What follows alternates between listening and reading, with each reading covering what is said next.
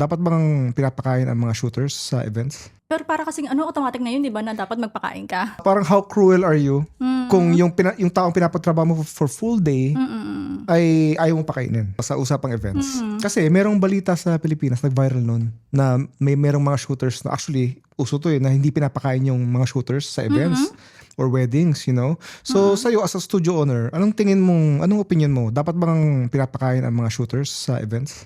Dapat naman talaga pinapakain yung mga nagtatrabaho sa events. Kumbaga, Exactly. hindi lang photo and video, Yeah. buong suppliers. Yeah. Pero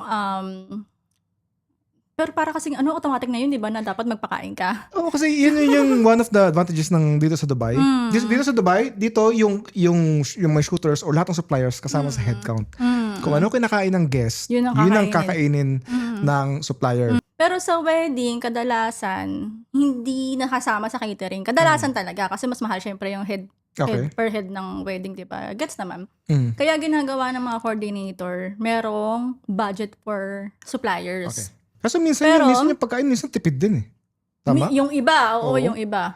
Pero dati, madalas ganun eh. Siguro ngayon, natakot na rin yung ibang Binabash na. coordinator, binabash na, binapost na. Kasi yung mga photo video, picturean talaga nila yung pagkain eh. Parang, wow, busog kami dito eh. Parang ganon. So parang napapahiya siguro na, yung coordinator. Kaya ngayon wala na masyadong ganong issue. Pero ako, ginagawa ko para lang safety. Lagi itong nasa contract ko na dapat meron kaming crew meal. Yes. Ganito yung amount, or kung hindi kami mabigyan ng crew meal, kahit in cash na lang, tapos kami na lang ibibili. Para safe lang na, Yeah. na hindi magutom yung team ko. Ganun. Oh, pero kasi ang sad lang na parang kailangan pa Dapat bang automatic. kailangan pa i-discuss yan.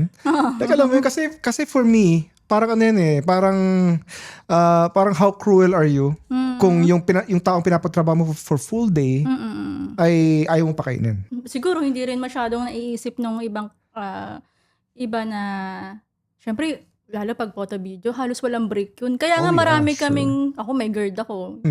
Maraming merong may guard sa Pilipinas, photographer siya, videographer, kasi hindi nakakain ng maayos, walang break, kasi dire-diretso.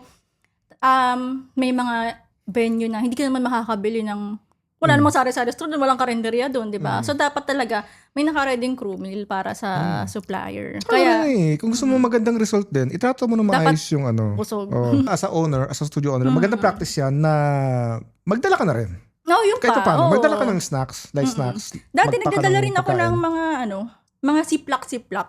So just in case na hindi mag-offer ang client, at least prepared ka. Totoo. Right? Or kahit shooter ka lang, kahit freelancer ka lang, parang it's your responsibility na magpack ka rin ng sarili mong pagkain. So, kung nagpack ka na ng batteries, ng extra SD cards, ano ba naman yung magdala ka ng, I don't know, Skyflakes? Maglagay ka ng Skyflakes sa bag mo or kahit anong maliit na light snack. I mean, Parang diba? para sa'yo lang, parang survival Emergency, mo lang. yeah. Emergency. So kung nag-offer ng pagkain, thank you. Kung hindi, handa ka. So for me, I mean, I understand, nirerespeto ko yung perspective ng kliyente kung ayaw nagpakain, budget-wise, or whatever.